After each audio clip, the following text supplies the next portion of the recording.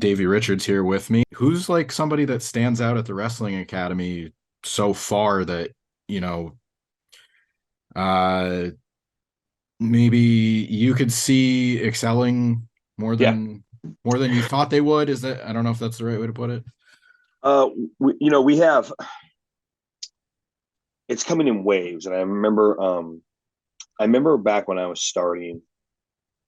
One of the guys who helped mentor me was Tony Kazina, and he talked to me about like waves of like, right now it's the wave of like low key Styles, Danielson, Daniels, and etc. Joe, and then there was like the wave of like, you know, me, Tyler Black, Steen, like that was that next wave. Like, so I feel like in the wave now we have, we definitely have a couple of people in our gym.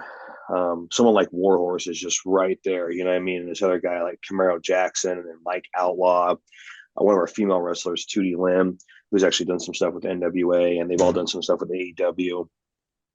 Um, those are like the ones that right now are ready to go, but we have some other people that are just like right on the cusp. Um, this guy wrestles Andrew, wrestles ATM, and we have his tag team called Technical Difficulties, and Raheem Suede and Moses Powell, and they're just right there. We have this other guy, Eli, and it's everyone's really coming into their own. So it was it's kind of happenstance we're having this conversation today because it was just last night. I just sat back and we have this girl, Katie from Minnesota, packed up her stuff, just moved down to St. Louis to train with us. And I think she kind of went through that phase for a little bit where she was like, man, maybe this isn't for me. Maybe I made a mistake. And it just like last night, I just like started clicking, and it's so cool to see that. So there's something in the water here, man, and I'm really excited to see these athletes grow and lead. So Mhm. it's yeah, so you're going to be hearing a lot more about us in the short future. Okay. On the flip side of that, how's the experience been like for you as a coach? Because I know this is something that uh kind of came out of the pandemic, or at least, Yeah, it was on the other side of it when things were starting to open back up. So what's that been like for you? Just, being able to work more with these yeah. students and, just get things going where you don't have to worry about whether we're going to shut down or anything like that. Like, how's it been for Yeah. you?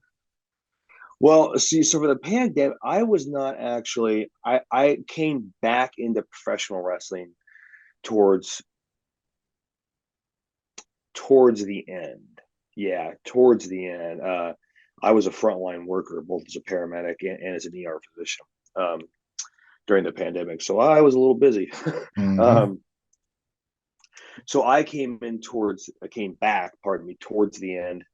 I remember I was sitting on a flight on an American Airlines flight. All of a sudden, I was like, "Man, these people are going to get in trouble. They're not wearing their mask." And then I know it's like, "Wait a minute, I'm the only one wearing my mask on this flight." And I didn't. They changed it. I was like, "Yes," uh, for purely selfish reasons.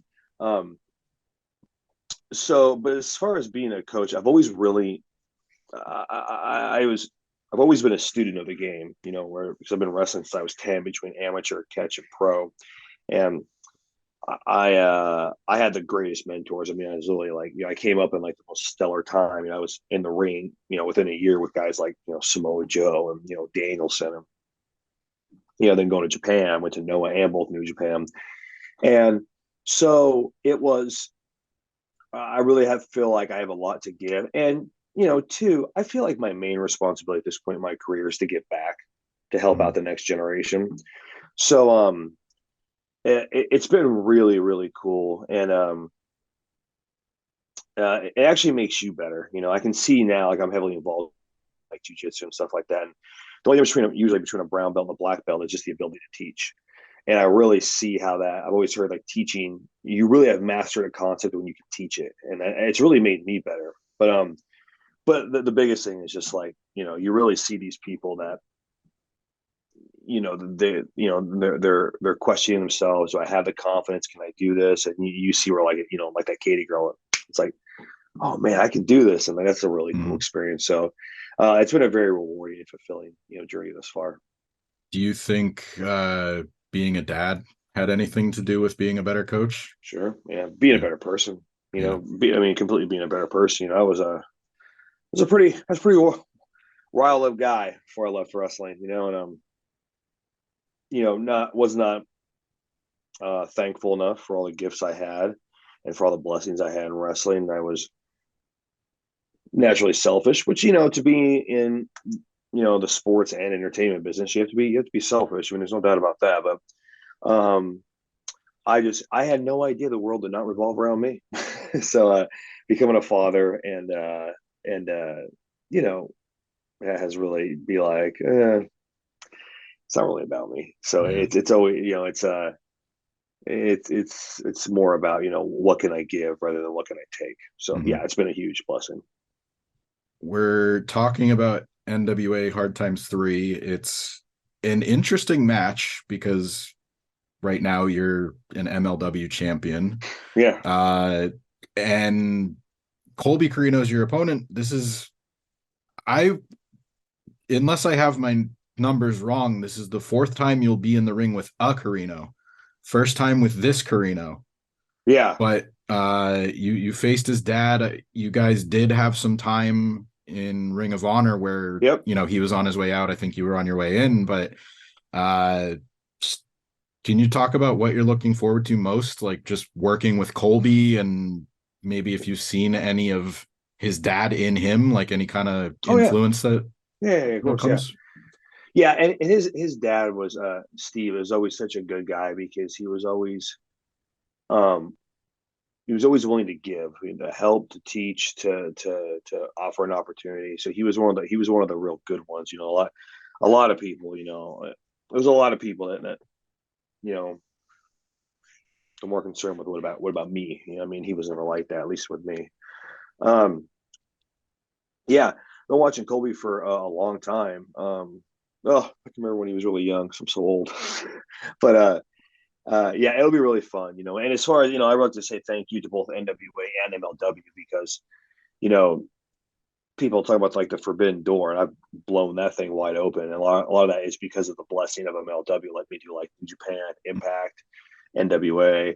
So it's been a real blessing. And in the NWA, I mean, like tons of thanks to Billy Corgan, man. When he gets an idea, he goes and he makes it happen. He's not one to sit on the fence, and I'm very thankful for the opportunities they've all given me. And I did one NWA show here in St. Louis, and it was just an absolute blast. So I'm really excited about it. And I've actually never wrestled in New Orleans, believe it or not. So No, yeah, I know. no. Right? I have wrestled in Louisiana, but Okay. never actually in New Orleans. I wrestled like West Monroe or something, which I Hmm. got helicoptered into a show there. Oh, that's cool. Yeah, I never wrestled in front of 20 people, but it was still cool. And I got destroyed by mosquitoes. Oh, okay. So maybe a better experience this time around. Yeah, hopefully this one will be a door. uh yeah, you just mentioned the Impact appearance. That caught me by surprise because it was the Impact Originals match and then Honor No More. Obviously, you have ties to Ring of Honor, but I mean, do you see yourself as an Impact guy? I mean, you spent like a good chunk of your career there. Like you and Eddie came in as the Wolves and had these great tag team feuds, and then fought each other towards the end. But I Yeah, think first is always Ring of Honor, Davey Richards. Do you see like? yeah. Uh, Man, that's a good question. I mean, you did fight on their side, so they saw you as one. So, but do you? Yeah, oh man. Well, this is this is a long-winded answer if I'm to do it justice. So I guess starting with Ring of Honor is I would have nothing in my career without Ring of Honor. So I will always hold that company in the highest regards. I'm thankful for everything. I will always be gladly an ROH guy. Um, However, I feel that the Ring of Honor that I was partial to was under Gabe Sapolsky and Kerry Selkin. Not that anyone else did anything wrong. Mhm. I'm not saying it was better or worse. I'm not saying any of that. I'm just saying everyone has their own unique twists and flavors and stuff. And that was, I was a Gabe Sapolsky guy, you know what I mean? And Mhm. again, not that anyone did anything wrong. I mean, Yeah, no one did. I'm not saying that, but it's definitely um, different eras. Like yeah, it's clear that when so you watch so the product. There's yeah. So that was my era. You know what I mean? That was what I feel. Even though I had most of my success because I'd been around a little bit longer later. But Mhm. even guys that were short-term bookers like Adam Pearce. I mean, the American rules would have never happened without Adam Pearce. So, and then you move on to Impact, and yeah, I do see myself as an Impact guy because you know, they gave us so many opportunities. I loved my time there. No one did me wrong. We ended on we're still on fantastic terms. Um, I'm very proud of where they are right now because their only goal right now is to put on the best damn Impact show possible. No, nothing else, and they are doing a Mhm. great job. Um, so I also consider myself like an MLW guy, and I just I guess to give your answer like true credibility, I have to be I have to sound arrogant for a minute. I'm not concerned with going and having the best match on a card anymore. I know I'm going to have the best match. I know I can out. I know no one's going to outwork me. I know that. I'm not concerned with having a good match anymore. Because I literally I was seriously I was up at 3 o'clock in the morning. I couldn't sleep and I was watching all Japan matches. I'm consistently studying this, and then I'm not in the gym. But what my thing is now is like, how can I make this show better? How can I make this match better? How can I make this company better? And most of all, how can I make my opponent better? So again, it's not about me anymore. So like wherever I go, I'm that guy. Come November, New Orleans weekend for NWA, like I'm going to be an NWA guy. I mean, Mhm. I'm carrying the MLW title in there because I'm also an MLW guy. But whatever show I'm on, whatever company I'm part of, I want to make that show better. When I was an Impact or Slammiversary, I was an Impact guy. So Mhm. it's kind of one of those things where I don't, I just, I want to use my ability and my passion for wrestling to make every company I work for better. So that's a very I get it. diplomatic answer. I get it. It makes sense. I he gave a little bit of a different answer, but I talked to Eddie not too long ago too, and I was like, when you actually look at how long he spent in Ring of Honor, he's actually been in Impact longer, but Yeah. people still associate him with being a Ring of Honor guy, and it's just kind of weird how it's whether the resume, you know, There I was, don't know what it is, but people just yeah, they associate with you with one company or not. there was just that era, man. That era of Ring of Honor was was there. I don't know. I mean, I wonder if there ever be anything else like it. I mean, there was just so much innovation, so much influence from that era of Ring of Honor. It was just, I mean, it was literally like the ECW stuff. I mean, it was like Mm-hmm. revolutionary. And I mean, and I go and teach seminars now a lot, which I really love doing, and I get, most of everything I get asked is like, "Hey, man, like I saw this match, Ring of Honor, and the Ring of Honor, Ring of Honor, Ring of Honor," and it's just like, "Whoa, man," and like, um, yeah, man, you gotta give a lot of credit to Gabe Sapolsky, man. That guy he was, the right arm of Paul Heyman. I mean, Mm-hmm. they could tap into what people wanted and needed, and yeah, so I mean, yeah, there's something special, something in the water there, man. Yeah, and I mean now Ring of Honor's in a new era, the Tony Khan era. Yeah, You kind of already answered it. You don't want to spoil the surprise, but people every week are like, "Oh, when is Davey going to be Jericho's opponent?" So, I mean, obviously, I'm not asking if it's going to be you or you're going to face him, but that's got to be a feather in your cap because of all the stuff sure, you did back then. Like people are yeah, still holding you in that regard, like where yeah, you could show up and like okay, I get it. Like he's one of the company, one of the past champions, one of the greats of this era, yeah, and Jericho's the yeah. current champion. The match writes itself. So. Yeah, it's so humbling because every week it seems people like I'm the one they want to see on there. You know what I mean? Mhm. And that's really humbling, man. And yeah, I would love to. I'm always looking for competition. You know what I mean? And me and Jericho have a lot in common. Because we both Mhm. like have a lot of influence from like the Calgary stuff and our career trajectories as far as like Japan and stuff. So um, it would be good. It would be really good. But there's bigger powers than me. So but I'm ungodly thankful for everyone's support and belief and for me to go and do that, and I would Mhm. love the opportunity. So we'll see what happens, man. Yeah. That's cool thing about wrestling nowadays. Like, I think if it doesn't happen, it's kind of like, oh, it would be more surprising if it didn't happen than it did, because there's so many cool possibilities that actually Mhm. come to fruition now in wrestling. So that's what's really cool. So you never know when it might pop up. Yeah.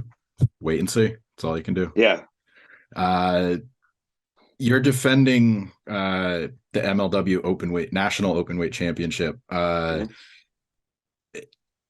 It's kind of a weird situation because of how Battle Riot played out, and then they went on hiatus. I think MLW still recognizes Alex as the champion, so unless they air that match next week, you've been the defending champion. It's not like a TV taping and it's a spoiler thing where he still Yeah. carries the belt. Like, you've defended the title, so have you had any talks with them as far as like how they're going to address that title change? Because it's kind of an awkward situation, even though it's not as uh, kayfabe as it maybe was 10 years ago.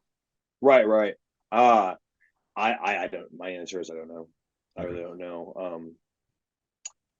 Uh, my job at MLW is an in-ring performer and an agent. So what I focus on is just putting on the best matches, and then the matches I'm agenting have put together the best matches, so we can create the overall best product. Um, so I don't get involved in like the production TV timeline stuff. Those are handled by people much smarter than I. So no, I don't know, but I mean, they've been giving me a lot of blessings as far as like allowing me to defend. I mean, I've defended the title on New Japan shows, various independent promotions, NWA now coming up twice. So I've definitely been a fighting champion. So I'm very thankful for that.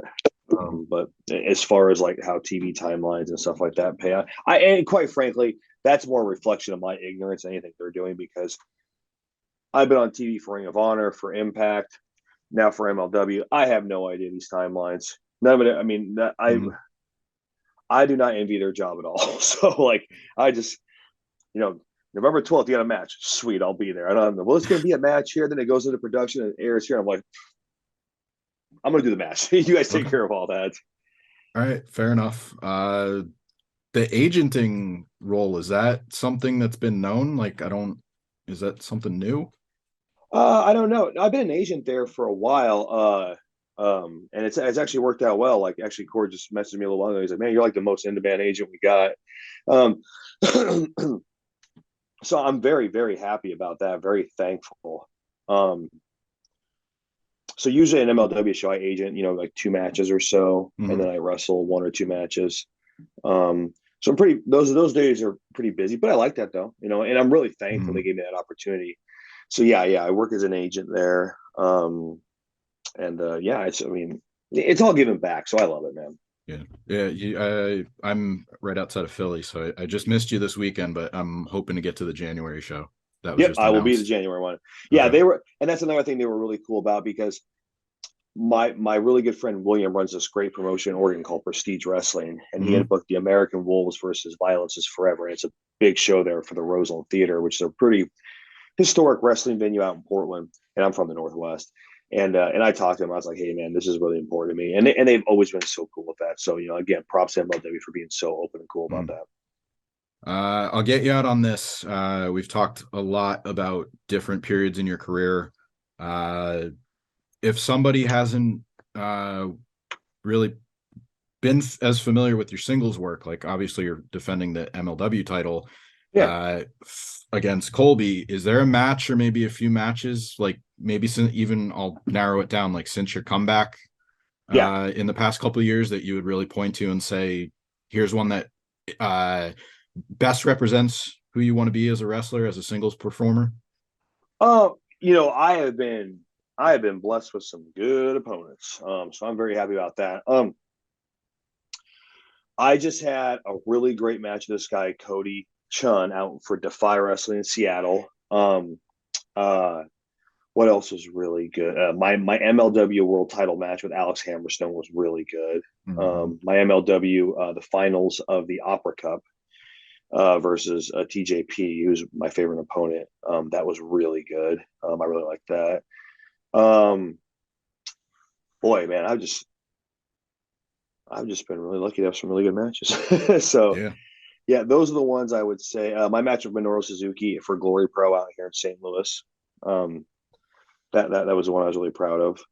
But yeah, man, it's those was I would say, don't watch me and Eddie Edwards stuff from Ring of Honor because we had no idea what we were doing and we Mm. were just trying to kill each other. So don't watch that. Yeah, I said singles, but obviously the most recent match was the one against Violence is Forever. So Oh man, that go check it out. I said yeah, singles, but it's go check it out. yeah, that was since I've come back, they put me and Eddie back together a few times, and I'm going to be arrogant. When me and Eddie are on, no one can touch us, man, because our timing has just always been there. And like I felt last Sunday, it's like because it was like the fifth or sixth one, and it just clicked again. I'm like, oh, dude, we're back. So now we're like we're getting matching gear again. We're doing Yeah. all this. Like the Wolves are back, and so yeah, it's cool. It's a great match, man. And credit to Violence Forever, they're awesome. Yeah.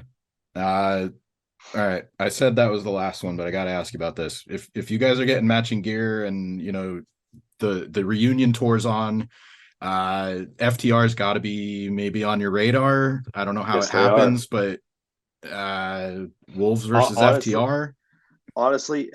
how it happens is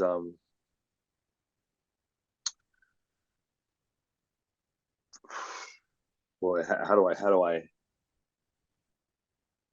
2023 we could potentially all be in the same place to do that.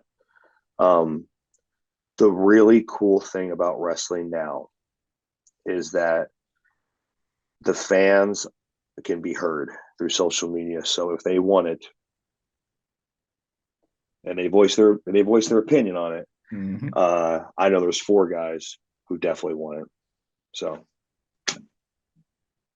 If this year's shown us anything, it's crazy stuff can happen in the wrestling business. So hit up the promoters, yeah, right? yeah, I don't know what else to say, but I know, right? You have to really skirt around it.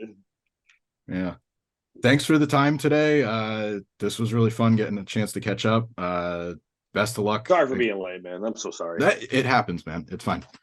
Uh, luckily I work from home, so it's good. Sweet. But good luck against Colby next weekend, and Yeah, hopefully I get a chance to see you live in January when you come I'll be back. there. Yep, I'll be there. Okay. Yep.